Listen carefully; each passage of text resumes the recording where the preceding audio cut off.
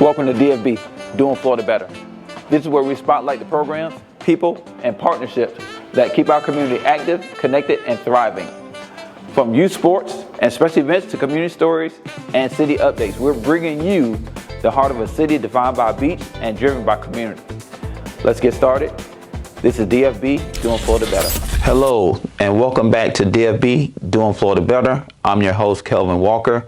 I have two amazing guests with me today, and we're going to talk about things as far as dealing with life obstacles and how do we bounce back from that, how do we work within the community to make sure that our youth are on the right path and that they don't follow those same obstacles and fall under those same hurdles that we may have been presented in life and may have fell victim to. First, I'd like to introduce the author of The Boy with the Ball, our first guest, Nehemiah Woods, to my first right here. Welcome. Thank you for coming out and spending some time with us. I appreciate it. Book is great. I read it. Hit home. You know, a lot of the things that you talked about, you know, if it wasn't a personal something I relate to personally, I definitely had some individuals in my life that, you know, dealt with some of the same circumstances and things of that nature. So it really hit home, and I appreciate you doing that and writing your, you know, opening up and writing about your life. You know, that was really cool.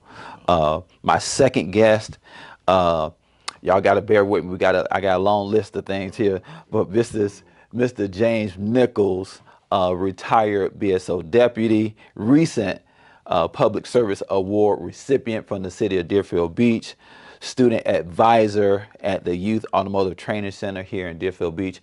Welcome, Mr. Nichols. We go back a pretty long ways. He and his family and myself, you know, work together, and great people. So welcome, guys.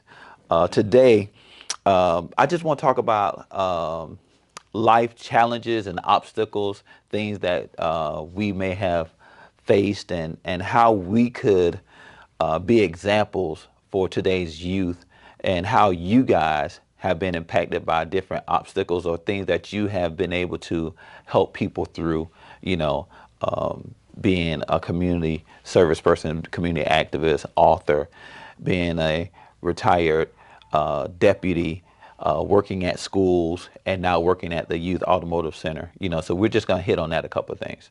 All right. I'm going to start with you, Mr. Woods. Again, tell me a little bit about yourself, and briefly touch on you know, on your book, you know, and what led you to that. No problem. Nehemiah Woods is my name.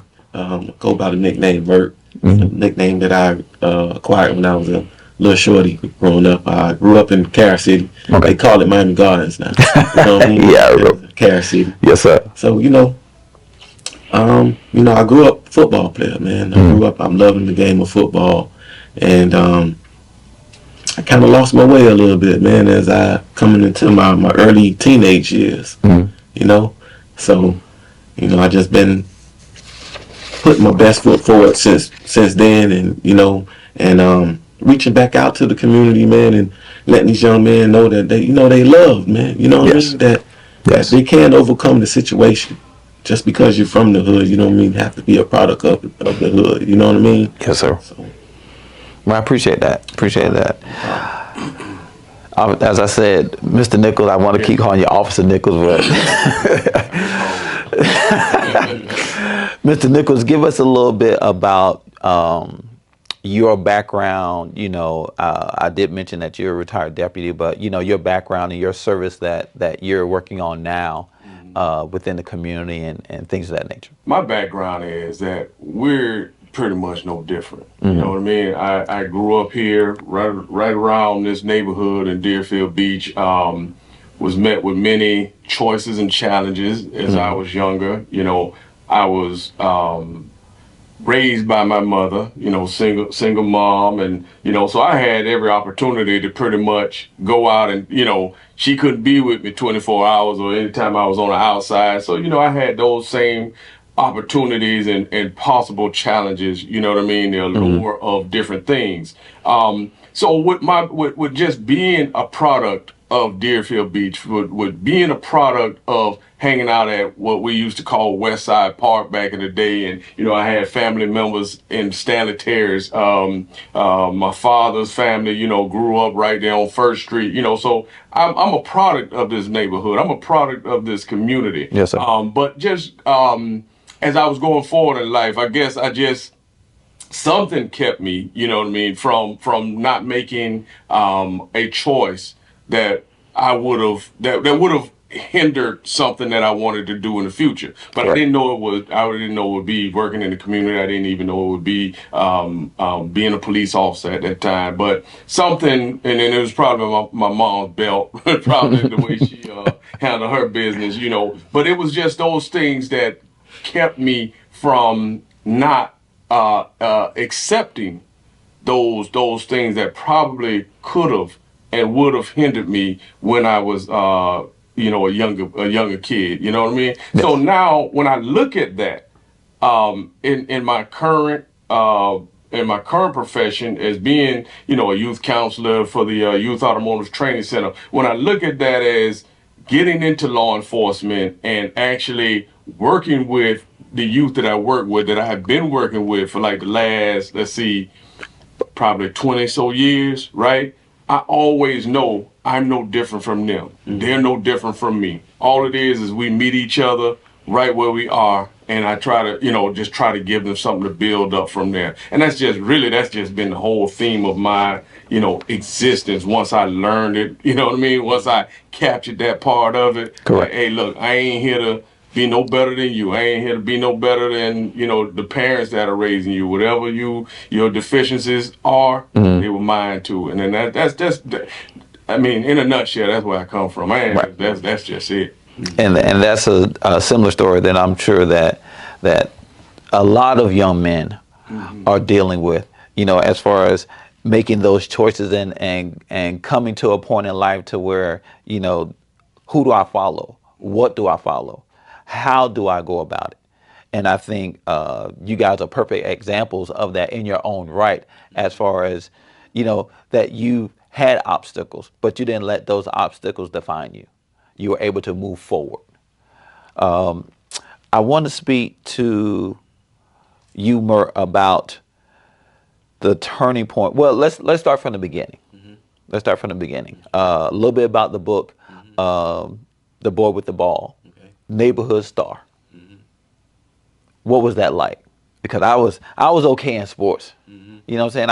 I wasn't no big deal or anything, but I could just imagine that what I read in the book, that from a young age you were that guy. You were the next one. So tell us a little bit about the beginning without getting too much into your book now, because again, I want everybody to understand that this book is a great read. And I want you guys, I don't want to spoil it for you guys, but I want you guys to pick up the book and read it and share it with your family and your kids and the community, because I think it's life lessons in there for all of us. But expound on that a little bit. Tell us a little bit about that. What was that like, the early stages? I didn't really understand at the time. We used to make plays, and there used to be times where we used to be in a dogfight game, right? Tough game, man. And it was just I just made a play. And, I didn't really think nothing of it. Everybody come slap you on your head, man. Good job. I'm really a kid. Right. You know what I mean? So I'm not really understanding on how big it was. So I didn't really soak it all up. You know what I mean? So then it's just something that I wanted to do. I was just like, okay, well, cool. I had the heart to do it. Right. And, somebody had to make a play, and it was going to be me to make it. You know what I mean? And then that turning point for you, obviously, in the book you talk about things that you had to overcome and things that happened in your life, various reasons. But there's a turning point. What were some of the factors? What were some of the individuals that helped you along that way with that turning point? Like ministers, pastors, and just me just praying. One of the guys, one of my cousins reached out to me, and they started a prayer group. Okay. And he wanted to know if I wanted to be a part of it. And I accepted it. I said, you know what? Why not? Right there. You know what I mean? That's the power. And that's Yes, where sir. everything started at. You know what I mean? Just started to pray and started to believe and just start trusting God. Yes. And I know that God had a plan for me. You know what I'm saying? He has a plan for my life. Yeah. And I didn't understand it at first. Continued to pray. Other obstacles started to coming. And then I just had to surrender. Sure. You know, surrender and stop doing things my way. You know what I'm saying? My whole life, man, I tried to do things my way. Right. You know? So choose your heart. Yes, One sir. thing that I had to learn for myself. Mr. Nichols. So I just wanted, man. I mean, you talking that type of talk that I like to hear, right? You know, it's so amazing that in the book of Jeremiah 29:11 he talks about that, the plan, right? Yeah, So right. here's the thing that I want people to understand about James. Even though I was dressed up as a police officer and I was doing my thing, you know what I mean? Was I always accepting of that real true nature of what I was supposed to be doing as far as going out and putting that good, understanding what my plan or what God's plan for me was, and that was to be a part of the community as a whole, and not be selfish and saying, well, I'm fully employed. I'm working with the sheriff's department. I'm over 6 figure and I'm doing this and all. But I wasn't. But I was making the same mistakes as if I was still like a young boy. You know what I mean? Correct. So when we talk about trying to make that turn and trying to overcome those challenges, he brought up the greatest piece that it could ever be. You have to, we as men have to be able and open to be honest enough about what we have gone through, right? About the things that we have experienced, about the mistakes and and probably the self-made and the ones that we got drawn into. That how did that turn? Hey, let me tell you, young fella, this is how. If you're having this problem, this is how you overcome it. Correct. We just open up because we understand that if it wasn't for a higher plan, where would we be? Right. We wouldn't even be sitting in the. I know I wouldn't even be sitting. I'm gonna be honest. Right. I wouldn't be sitting in this seat. You know what I mean? And if it wasn't for that higher plan of, hey, young fella, because just as boys, even men, you know what I mean? We still playing in the toy box, trying to do different things that aren't productive, right? And we're doing those things, and now how can we go out and not be hypocritical and help somebody come up? You know what I mean? So when we accept, when we make that turning point and accept that plan from God, then yes, then those are turning points. Now, on the other side of that is always knowing that He had the plan, even when we were younger, even when we could have, you know what I mean,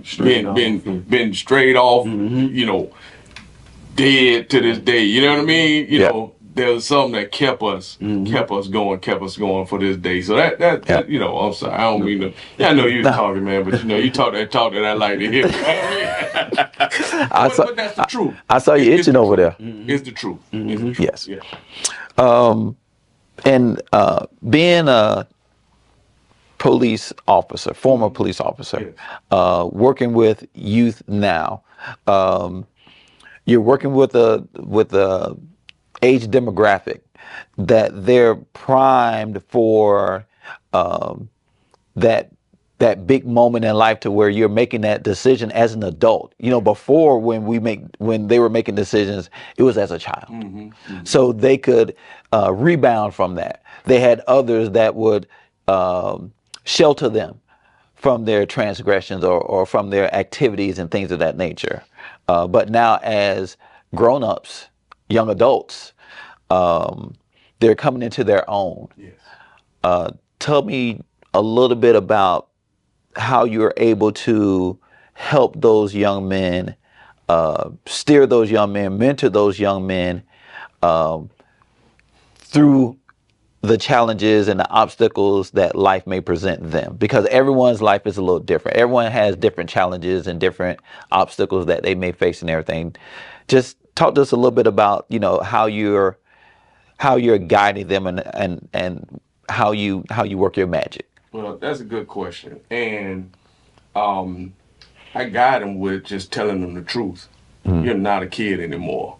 We get a lot of, I've been fortunate enough to work with, I've been a elementary SRO, a middle school SRO, a high school SRO, right? So I met kids at every phase in their development, right? But it's just something about working with young adults that I see sometimes. They're still thinking like, I'm 14, 15, 16. Yes. I can still do them things that when I was 14, 15. And I just have to come and tell them the truth. Hey, if you do something, they don't say juvenile.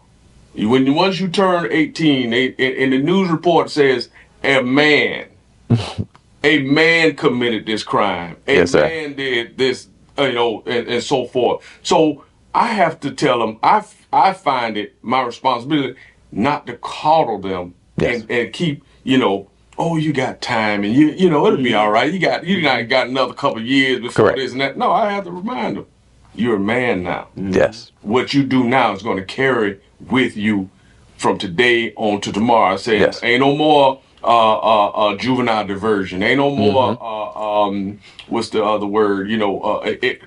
Expungement or sealing your juvenile record. Correct. No, this is you 18. Pity party. Ain't no Yes. more pity party. Yes. This stuff is gonna follow you, and you're a man now. And I just try to kind of keep telling them that and showing them like, hey, look, what you do today is gonna reflect as a consequence, or it's gonna reflect as a positive thing in your life. Correct. So we don't want you to get stuck on constantly trying to say, well, if I do this one more thing that I did 3-4 years ago, and the juvenile judge gave me time and time, chance after chance, level 1, 2, 3, 4, 5, 6, and I escaped all of that. That's just, some of our kids are still stuck right there, Right. and they don't understand. Like, no, Yeah. this man stuff now. I'm blessed enough to have 2 sons, and I tell them the same thing.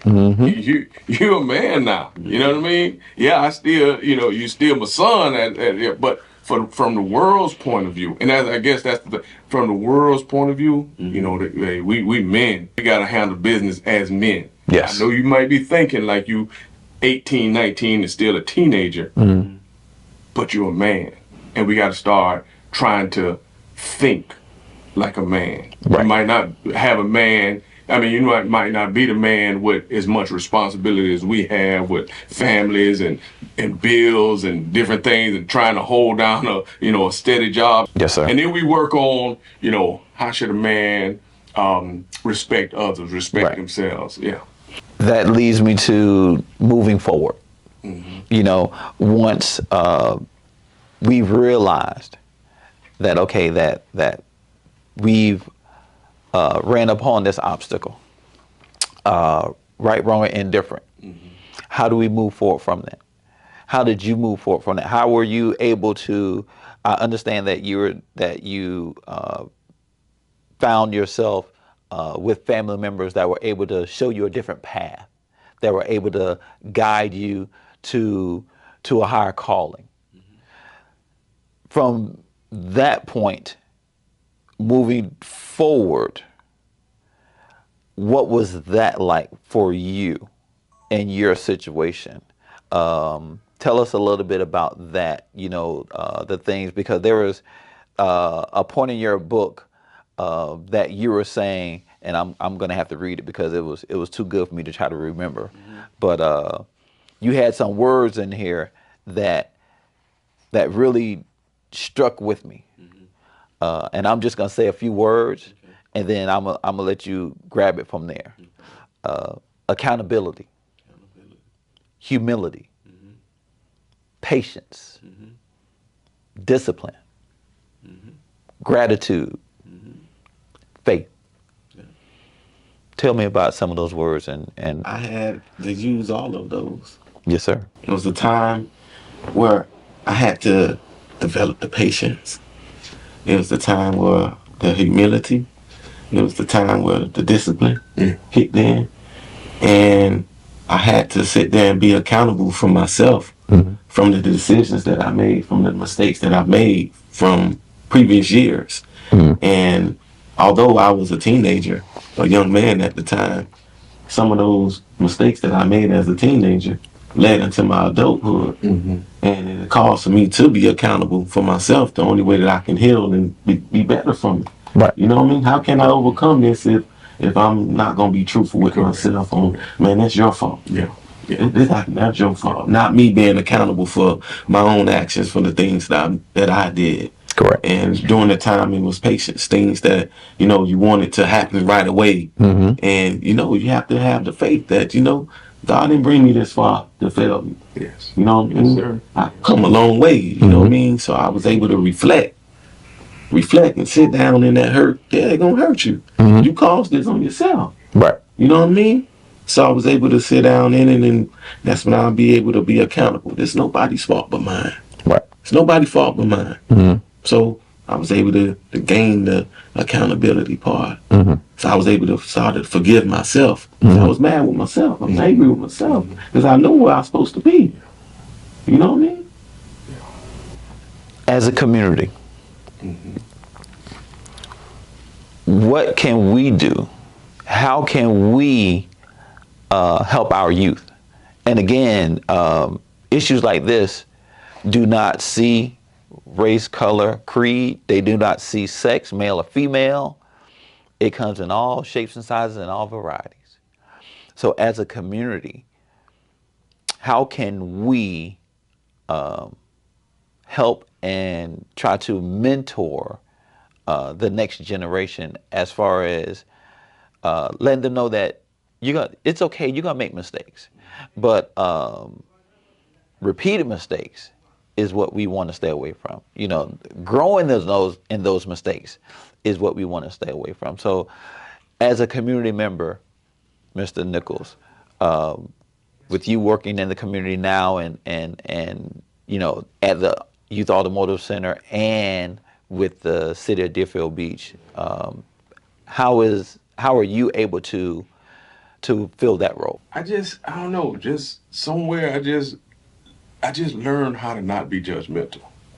I just learned not to put myself up above anybody's circumstance or situation, right? We talk about humility. You understand what I'm saying? I learned how to be humble. If you were coming to be or when a parent brought their son to me, right? And the mama, you know how it go. They want you to talk to him, but they telling all of the stuff, right? I pull a young man to the side, and I'm just humble with it. I've been 13 before. Tell me what's going on, and then I can meet you where you are. Correct. Right? Because that's what we have. We're blessed enough to have the wisdom to meet them where they are, Yes. and then that's how we try to transform. And you have to do it to a way where they trust you. You know what I mean? Mama, go around the corner. But right now, he ain't. What you're saying is not what he's wanting to hear right now, and you're telling him the truth. Yes. But you know what I mean? But just go around the corner and let me counsel this young man. Let me mentor this young man. And let him build a form of trust with somebody who will I trust myself, and I trust I'm going to tell him the truth. Right. You understand what I'm saying? And that's just how the formula is created. I meet them where they are. I don't if they're 13, 14, I meet them at 13 and 14 and try to build them up. Correct. You know what I mean? Sometimes it's successful. Sometimes I've seen where, okay, boy, I got to, you know what I mean? I got to come and talk to you again. Yes. And then when they get 19, 20 and they looking at me and they saying, this is what I'm going through now. Mr. Nichols, Deputy Nichols, this is what I'm going through now. I'm like, okay, well, remember when you were 13 or 14? Remember the progress you had from there? Remember what we talked about from there? Now you're getting into a realm of you got to, like I mentioned the young adult decision. Now you're going into those realms where you got to do that. Yeah, you're right. Okay, so now I was 19, 21. I remember that. I remember that. Let me tell you what that was like for me. Right. You know what I mean? And I'm Yes. reminding me, I know y'all see me. I'm Mr. Police, and I'm doing this and I'm doing that and that. No. Let me take that away, and let me tell you where I was at 19, 20, 21. Correct. You know what I mean? And I do run into kids from time to time that are way ahead of us when we were 19 and 20 and Yes. 21. Like their minds are like, boy, Yeah. you get it early. You know what I mean? Exposed to so I'm like much. low key jealous. Like, Yeah. man, Yeah. but those that aren't, you know what I mean? Just trying to tell them, hey, I know y'all. I know you like smoking marijuana. I mean, I hung with the smokers. You know what I mean? I did. Not saying I smoked, but Right. my growing up, that's what was around us. Going to college, that's what was around us. You know what I Right. mean? But now, if that's the difference between you not getting that career that you want, then what you gonna do? Right. So later in your book, after your obstacles and your circumstances, pull yourself up, look yourself in the mirror. You're faced with those challenges. You address those challenges. Now you're at that later stage to where, okay, I've addressed my challenges. I've tried to right my wrongs. I've walked back in those steps. I understand where those missteps happened.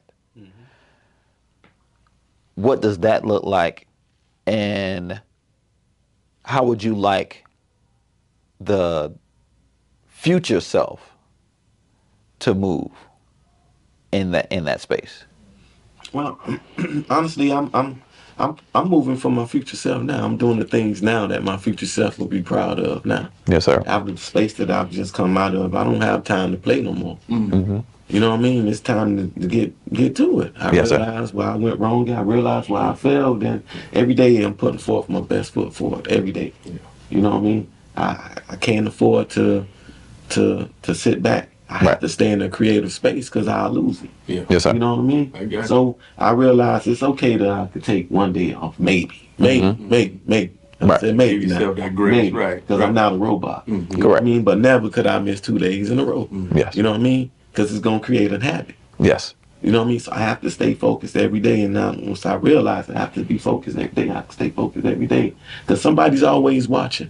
Yes. Somebody's always watching. And you know Yes. what I mean? And that's the change for the community. You know what I mean? I first have to change Right. before I can expect anybody else to change. Let me change within myself. Change the way that I think. Let me change the way that I speak. Let me change the way that I live. Correct. You know what I mean? And I can be the change in which that I want to see in the future. I think that's powerful. Accepting that, moving forward from that, being the example, being that light for someone else that we may not know, but we see, but we don't know what they're facing. But them able to hear your story, to see the way you're moving, to see how you're talking, to see how you're walking, gives them that strength that, hey, you know what, this ain't the end of the world. I could turn this around. I could do it. If Mr. Merck did it, then I could do it. If Mr. Nichols did it, then I can do it. So I applaud you for having the strength to, again, put your life out there for others to critique, to judge, but also to learn, to heal. You know what I'm saying? To see that they're not alone. And to see a positive outcome where it didn't end in a way that it was like, well, he could have been, he should have been. No, that's not your story, and that's not the story of many of us. You know what I mean? And I applaud you and I thank you for opening yourself up and having the strength to put this on paper. You know, a lot of us go through things and we have, like I said, obstacles and situations that come up in our lives, but we may not be ready to do those things. But anybody that's able to put their life out there and to say, hey, I'm using this as a tool, to help, my community and anyone else that needs, that direction and that guidance and that push forward to let them know that it's okay and you can do it. If I did it, you can do it. You know what I mean? I'm sorry to cut you off, but No, sir. that's a personal testimony. I haven't even touched the book, haven't read the book. I'm looking forward to it. But anytime that you feel comfortable about sharing your story, your experience as a testimony, that's powerful, and that's gonna be, that creates change for somebody. They might not get it the day of the week they read the book, you know what I mean? But down the line, they'll have something to draw from. And I'm telling you, I can't wait to, I hope you bought me a copy, so I can get it, because I would like to keep it in my library, because those are what's powerful for us. They got to see us, you know what I mean? They have to see us. They have to see us where we are, and then kind of know where we came from. Yes. You know what I mean? Yes, sir. And sometimes, man, that's the most powerful thing. That to me, that's like the golden nugget that we could share, because we made it here. Yes. People don't know all we've been through. Correct. And you can only scratch the surface on some things, right? But just for that, it's gonna help somebody. It's gonna create a space. It's gonna create, like, when you read in the Bible, you read the Old Testament stuff. Well, if the children of Israel made it through that, what look at me. I'm sure I could do the same.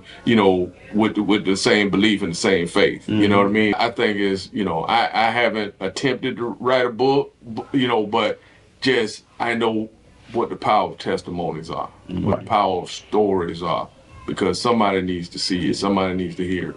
Absolutely. Tell us where we can find the book, and before you do that, tell us what you're working on now. Are you working on any current projects? Do you have anything coming about? I know the book is fairly new, but do you have anything in the works, or what are your future goals or plans? I definitely have a few things that I have planned. I don't want to speak on them too much. Yes, What I sir. mean, I do have quite a few things. Okay. I've been working on. The boy with the ball, man, it's been none other than a blessing. I've gotten to that space, man, and I surrendered. I surrendered to God, man. I wanted to be better. You know what I mean? I wanted to be better. I used to look myself in the mirror, man, and man, I work 2 jobs, man. I go to the gym 2 times a day. You know what I mean? And I just feel like I have more in me. It's more in me. I'm not tired. You know what I mean? I go to the gym twice. I can go to work 2 times a day on 2 different jobs. And I just feel like it's more in me. Right. You know what I mean? So I always try to push myself and try to stay in a creative space. So I do have The Boy with the Ball. Has been great, and it is available now on Amazon. Okay. It's the first platform that I published it on. It's Amazon, and I also have physical copies. Perfect. Any social media that they can follow you on, I or? have on social medias. My name is Mert Turnt One on Instagram. MERTTURNT and the number 1. Okay. And on Facebook, I believe it's Mert AME, MERTAME. Gotcha. I'm not really a Facebook person. Yeah, though. I'm not a social media person either. So, hey, you like me? We just like to do the work. I don't need no publicity, I ain't with all that. publicity, anything. Yeah, I man. probably do one thing. Other than that, man, I always try to stay focused. Right. Stay busy on things the goals that I want to accomplish and I need to accomplish for myself. Gotcha. In spite of, put my best foot forward. I continue to pray. I get up every morning. I'm a part of a prayer group. We pray every morning at 4:30. And I'm in the gym 5 o'clock every morning. Gotcha. So, that's some things I have going on. I do have quite a few things, but I don't want to speak too early. That's all right. We manifested. yes, sir. We gonna come back one day and we gonna touch on those things, and hopefully we can have you back and you can talk about where you were now, and how God has blessed you, and your life has moved in a direction to where you can be an even more of a blessing for the community. But I would say, if you want to capture this season's young people, or this season's audience, I would say, you need to attack the social media aspect. People will they use their phones more than anything else that they would ever use during the day. So if you're able to, even if you have someone do it for you, that may be an option that you could do. But social media is a platform that is unbelievable, and you can reach many more people by doing that. So if you're able to do that and look into that, that would be beneficial for you, and beneficial for the community as well, because then they'd have a personal contact with you. You know, they feel as though they know you. You know, Mr. Nichols, Yes, sir. talk to us about what's going on with the Packer Rattlers, man. You know, I know you guys We're back got your sign up and back for the everything, and second season, you know. And again, that was just something that I didn't know that God was going to place that in my lap. You know, I played for the Packer Rattlers when I was a younger, you know, in middle school and different things like that, right? I didn't know I was going to have this responsibility, but being that it was given to me, I said, well, God, you obviously taught me a whole lot of things from, you know, my time with, you know, working, you know, being over the police athletic league here in Deerfield Beach, you know, just drawing upon those experiences and just look, if I can give our kids that exposure, if I can give our kids those resources, if I can make sure, you know, be a part of a team that makes sure they have new uniforms and they looking good and they feeling good about themselves, yes, then that's the legacy that we're going to create, and that's something that we take very seriously. You know, with that Packer Rattler organization, like we really want to make sure our kids benefit the most, get the most, and get the best while they're in our care. So that's going on. Just being a humble servant of God. You know, we talk about those things that we did long ago, and they really, you know, take a turn once you accept who you are in Christ and learn His obedience, and you learn how to, you know, lean on Him and walk in the Spirit. It just makes life so much better, man. It makes you know, your decisions so much better. It makes everything so much sweeter. You know, your family life, your husband role and father role and sister brother thing. It just makes it sweeter. So I'm just working every day to be obedient. Just come out just being a better man than I was yesterday. Correct. You know what I mean? If I had an issue, if I, you know, had a setback, then hey, Lord, how do I get further along this way? I don't want to keep going back, you know, to the well asking you to strengthen me on this particular thing. I want to, you know, get better, and we're giving ourselves grace to know we're gonna meet them challenges. yes, But we'll never do it alone. So Correct. we'll need each other. Yes. We gonna all need each other. You know what I mean? Yes. Like Brother Kev, he'll call me, hey, Mr. Nichols, this is what it is. This is what I call him. Hey, I need to lean on you for a minute for this. And knows how that's how we become better. right, And then we're able to show our youth, we're able to show our children, this is how you handle business. This is how y'all become better. Correct. You can't do it alone. correct. Yeah. Correct.